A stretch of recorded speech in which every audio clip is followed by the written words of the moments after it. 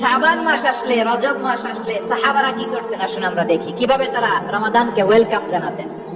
রজব শাবান আসলেই ওনারা রমাদান পর্যন্ত পৌঁছার আকুতি, আগ্রহ আর ফরিয়াদ আল্লাহর কাছে জানাতেন আর বলতেন, ইয়া আল্লাহ, রমজান পর্যন্ত আমাদের হায়াত বাড়িয়ে দাও। আল্লাহুম্মা বাল্লিগনা রমাদান, আল্লাহ তুমি রমজান পর্যন্ত আমাদের পৌঁছে দাও। আল্লাহুম্মা বারিক লানা ফি রজব ওয়া শাবান ওয়া বাল্লিগনা রমাদান, আল্লাহ রজব শাবানে বরকত দাও, আল্লাহ রমজান পর্যন্ত তুমি আমাদেরকে পৌঁছে দাও। আওয়াজ করে পড়েন আমিন। আমার প্রিয় চাঁপাইনবাবগঞ্জের ভাইরা, গত বছর অনেকের সাথে আমরা একসাথে রমাদান কাটিয়েছি, তাদের অনেকে দুনিয়াতে এখন বেঁচে নাই, এরকম আছে না নাই? এই যে আরো 7 দিন বাকি রমাদান আসতে, এই 7 দিন পর্যন্ত আমরা রমাদান পাবো, কোনো গ্যারান্টি আছে? আচ্ছা, এই বছর যদি খুশনসিব হয় আমাদের, আমরা যদি পাই, আগামী বছরে যে রমাদান আমরা পাবো কোনো গ্যারান্টি আছে? তাহলে আসুন আমরা ভেবে নেই, হতে পারে this Ramadan could be the last and final Ramadan in our life. হতে পারে এই রমাদানই হতে পারে আমার জীবনের শেষ রমাদান, ঠিক কিনা বলেন?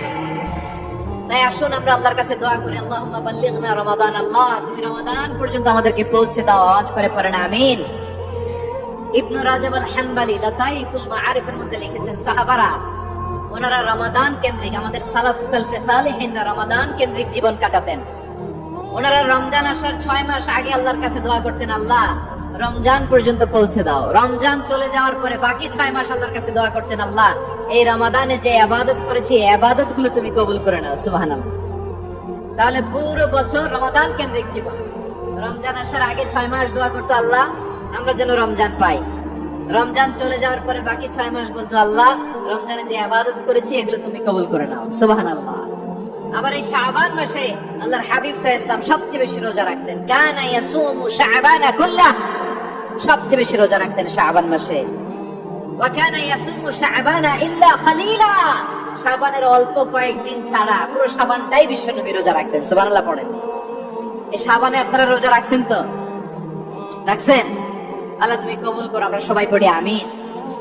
মাইকের সাউন্ডটা একটু উইক মনে হচ্ছে, একটু স্ট্রং করতে হবে সামান্য।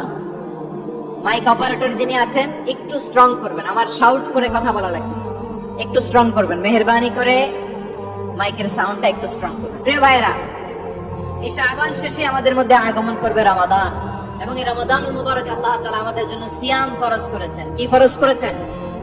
তিনি সূরাতুল বাকারার 183 নম্বর আয়াতের ইরশাদ করছেন। রাব্বুল আলামিন বলেন, ইয়া আইয়ুহাল্লাযীনা আমানু কুতিবা আলাইকুমুস সিয়ামু কামা কুতিবা আলাল্লাযীনা মিন ক্বাবলিকুম লাআল্লাকুম তাত্তাকুন। আল্লাহ বলেন, ও বিশ্বাসীরা শোনো শোনো, তোমাদের জন্য সিয়ামকে ফরজ করা হয়েছে, ঠিক যেমন ভাবে তোমাদের পূর্ববর্তী উম্মতদের উপরও সিয়ামকে ফরজ করা হয়েছিল, লাআল্লাকুম তাত্তাকুন, যাতে করে তোমরা সবাই মুত্তাকি হতে পারো। সুবহানাল্লাহ বলেন, যাতে করে তোমরা আল্লাহ সচেতন হতে পারো। তাহলে সিয়ামকে, এই সামনে যে রমাদান আসতেছে আমার প্রিয় ভাইয়েরা, এই পুরো রমাদান ব্যাপী সিয়াম সাধন করা, সিয়াম পালন করাকে আমাদের জন্য ফরজ করে দিয়েছে কে? রমাদানের রোজা রাখার নফল নাকি? রমাদানে সিয়াম পালন করা কি নফল? সুন্নাত। তাহলে কি ফরজ? আওয়াজ করে বলেন, রমাদানের রোজা রাখা কি ফরজ? এটা শুধু আমাদের উপরই ফরজ না, আমাদের আগে যত জাতিগোষ্ঠী পৃথিবীতে এসেছে সবার উপরে সিয়াম পালনকে ফরজ করেছে কে? সবার উপরে আল্লাহ তাআলা সিয়াম পালনকে ফরজ করেছিলেন। তবে ধরনটা ভিন্ন ছিল, এক এক জাতিগোষ্ঠীর জন্য এক এক ধরনের ছিল। আমাদের জন্য সিয়াম ফরজ টানা 1 মাস 30 দিন 29 দিন। কোন কোন উম্মতের উপর 30 দিন না, মাত্র 3টা রোজা ফরজ ছিল। কয়টা? আওয়াজ করে বলেন। আপনাদের কি মনোযোগ আছে না গেছে? মনোযোগ আছে? তাকবীর পড়েন তো, লিল্লাহে তাকবীর। আমাদের 1 মাস সিয়াম ফরজ। পূর্ববর্তী অনেক উম্মতের উপর 1 মাস ছিল না, 3টা ফরজ ছিল। কয়টা?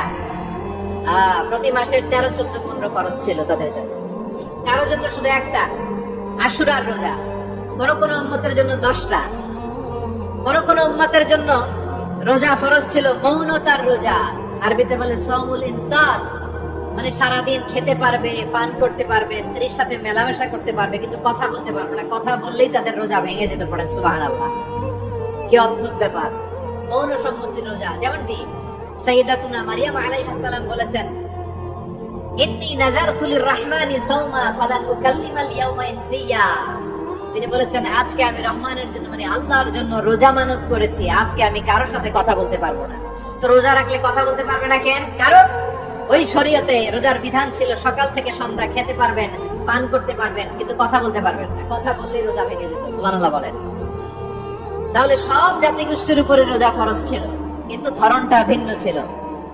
মজার ব্যাপার হচ্ছে, আপনি বর্তমানেও বিভিন্ন ধর্মের দিকে তাকান, বৌদ্ধ ধর্ম, হিন্দু ধর্ম, খ্রিস্ট ধর্ম, তাদের মধ্যে রোজা আছে। ইংরেজরা, খ্রিস্টানরা এটাকে বলে ফাস্টিং। কি বলে? ফাস্টিং। আমাদের হিন্দু ভাইয়েরা বলে উপবাস। তারা কি বলে? উপবাস। আবার এখন আন্দোলনেরও একটা মাধ্যম হয়েছে এটা, না খেয়ে থাকা। এটারে বলে অনশন। এটারে কি বলে? অনশন ধর্মঘট। মানে আমাদের দাবি না মানলে আমরা খাবো না, রোজা রাখলাম। আছে না নাই? তারপরে আধুনিক বিজ্ঞান এটার একটা নাম দিয়েছে না খেয়ে থাকাকে, অটোফেজি। কি বলে? অটোফেজি। জাপানের এক চিকিৎসা বিজ্ঞানী এই অটোফেজির উপর গবেষণা করে সে নোবেল পেয়েছে। সুবহানাল্লাহ পড়বেন না? এজন্য আল্লাহ তাআলা আমাদের জন্য গোটা রমাদানে এই সিয়ামকে ফরজ করে দিয়েছেন। আওয়াজ করে বলেন আল্লাহু আকবার। রব্বুল আলামিন বলেন, ইয়া আইয়ুহাল্লাযীনা আমানু কুতিবা আলাইকুমুস সিয়াম। সিয়ামকে তোমাদের উপরে ফরজ করা হয়েছে, কামা কুতিবা আলাল্লাযীনা মিন ক্বাবলিকুম, যেমনি তোমাদের পূর্ববর্তীদের উপর রোজা ফরজ করা হয়েছিল, লাআল্লাকুম তাত্তাকুন, যাতে করে তোমরা আল্লাহ সচেতন হতে পারো, যাতে করে তোমরা মুত্তাকি হতে পারো। লাআল্লাকুম তাত্তাকুন, যাতে করে আমরা আল্লাহ সচেতন হতে পারি, আল্লাহ কনসিয়াসনেস আমাদের মধ্যে গ্রো করে। এটা হচ্ছে রোজার prime objective, the prime objective of সিয়াম। অনেকে জিজ্ঞেস করলে অনেকে বলে রোজার মূল উদ্দেশ্য হচ্ছে না খেয়ে থাকা। না। অনেকে বলে গরিবদের কষ্ট অনুধাবন করা রোজার উদ্দেশ্য। না। রোজার উদ্দেশ্য কি? সিয়াম পালনের উদ্দেশ্য কি? এটা আল্লাহ তাআলা স্পষ্ট এই আয়াতের পেছনে বলেছেন যে লাআল্লাকুম তাত্তাকুন, যাতে করে তোমরা আল্লাহ সচেতন হতে পারো, আল্লাহ ভীতি তোমাদের মধ্যে গ্রো করে, গড কনসিয়াসনেস, আল্লাহ কনসিয়াসনেস, আল্লাহ সচেতনতা যেন বাড়ে, দ্য সেন্স অফ অ্যাকাউন্টেবিলিটি। আল্লাহর সুপ্রিম কোর্টের কাঠগড়া এই দুনিয়াতে আমি যাই করলাম তার সবকিছু যে পাই টু পাই হিসাব দিতে হবে, এই sense, to enhance the sense that whatever we do, Allah is watching me. আপনি যাই করেন কেউ দেখে না, কিন্তু দেখে কে? শুরুতেই তো জিজ্ঞেস করেছিলাম যে কেউ যেটা দেখে না সেটা দেখেন কে? কেউ যেটা শোনে না সেটা শোনেন কে? এর নাম হচ্ছে লাআল্লাকুম তাত্তাকুন, যাতে করে তোমরা আল্লাহ সচেতন হতে পারো, আল্লাহ ভীরু হতে পারো। দুনিয়ার কেউ দেখে না, কিন্তু আল্লাহ দেখে। এটাই রোজার মূল শিক্ষা। আমার প্রিয় ভাইরা, আপনি লুকিয়ে লুকিয়ে ঘরের ভেতরে অন্যায় করেছেন, পাপ করেছেন, আপনার বাবা দেখে নাই, মা দেখে নাই, স্ত্রী দেখে নাই, কিন্তু দেখেছে কে? আল্লাহর চোখ ফাঁকি দেয়া যায়? আচ্ছা, বুঝে থাকলে বলেন তো, সিসি ক্যামেরার চোখ ফাঁকি দেয়া যায় কি যায় না? পুলিশের চোখ, র্যাবের চোখ, বিমানবন্দরে কাস্টমস অফিসারের চোখ, কিন্তু আমার আল্লাহর চোখ? সবাই বলেন, আল্লাহর চোখ ফাঁকি দেয়া যায়? এই সেন্সটা নিয়ে আসা নিজের মধ্যে, আমি whatever I do, Allah is watching me, যাই করি আল্লাহ দেখে। লাআল্লাকুম তাত্তাকুন। সো রমাদানের রোজা, ইফতারি, সিয়াম, ইবাদত সব কিছুর মধ্য দিয়ে আপনাকে খেয়াল করতে হবে যে লাআল্লাকুম তাত্তাকুন এই স্ট্যান্ডার্ড এটা অ্যাচিভ হচ্ছে কিনা আমাদের, যাতে করে তোমরা মুত্তাকি হতে পারো, আল্লাহ ভীরু হতে পারো। তাকওয়া, এটা হচ্ছে the essence of Islam. What is তাকওয়া? তাকওয়া মানে কি? তাকওয়ার সংজ্ঞা অনেকে অনেক ভাবে দিয়েছেন। আমি সরাসরি সাহাবাদের কাছ থেকে একটা সংজ্ঞা আপনাদের শোনাচ্ছি। ওমরে ফারুক রাদিয়াল্লাহু তাআলা আনহু উবাই ইবনে কাব রাদিয়াল্লাহু তাআলা আনহুকে জিজ্ঞেস করেছিলেন, ইয়া উবাই মা হুয়া তাকওয়া? হে উবাই, তাকওয়া কি? তাকওয়া কাকে বলে? উবাই ইবনে কাব তিনি প্রশ্নের উত্তর না দিয়ে উনিও আবার প্রশ্ন ছুড়লেন। তিনি বললেন, ইয়া আমিরাল মুমিনিন, আমা সালাকতা তরিকান যা শাউক? আপনি কি কাঁটাযুক্ত রাস্তা দিয়ে মরুভূমিতে কখনো হেঁটেছেন? যে রাস্তার চারদিকে ক্যাকটাস, গুলমলতার কাঁটা, হেঁটেছেন?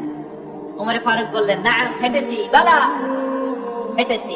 কাইফা আমিলতা, কিভাবে হেঁটেছেন? ওমরে ফারুক বললেন, শাম্মারতু ওয়াজতাহাদতু, আমি আমার জামা, জুব্বা, চাদর আঁটো করে গায়ের সাথে এমন ভাবে মিলিয়ে রেখেছি, এমন সাবধানে হেঁটেছি যাতে করে মরুভূমির ক্যাকটাসের গুলমলতার কাঁটা আমার গায়ে বেঁধে না যায়। উবাই ইবনে কাব বললেন ফাযালিকা হুয়া তাকওয়া। আরে তাহলে আপনি তো ঠিকই জানেন তাকওয়া মানে কি, এটাই তো তাকওয়া। ওই রাস্তা দিয়ে যেভাবে হেঁটেছেন পুরো দুনিয়ার জিন্দেগিটা এইভাবে সাবধানে চলার নামই হচ্ছে তাকওয়া। চিল্লায় বলো ঠিক কিনা? এই দুনিয়াতে পাপ পঙ্কিলতা থাকবে, শয়তানির হাতছানি থাকবে, অপরাধ প্রবণতা থাকবে, নফসের খায়েশ থাকবে, অন্যায়ের হাতছানি থাকবে। সব কিছুকে দলে মুচড়ে পেছনে ফেলে সাবধান হয়ে এই দুনিয়ার সিরাতুল মুস্তাকিমের পথে চলতে হবে। যে রাস্তা শুরু হয়েছে দুনিয়াতে, শেষ হয়ে গিয়েছে আল্লাহর জান্নাতের ভেতরে। চিল্লায় বলেন ঠিক কিনা? আমার প্রিয় চাঁপাইনবাবগঞ্জের ভাইরা, এটার নামই তাকওয়া। উবাই ইবনে কাব বললেন, ও আমিরুল মুমিনিন, ওই কাঁটাযুক্ত গুলমলতার রাস্তার মধ্যে ঠিক যেমনি সাবধান হয়ে আপনি হেঁটেছেন, এই দুনিয়ার বুকে ওই সাবধান হয়ে চলার নাম হলো তাকওয়া। সুবহানাল্লাহ। তাহলে তাকওয়া কারে বলে? আমার চাঁপাইনবাবগঞ্জের কলেজার টুকরা ভাইরা, বুঝতে পারছেন আপনারা?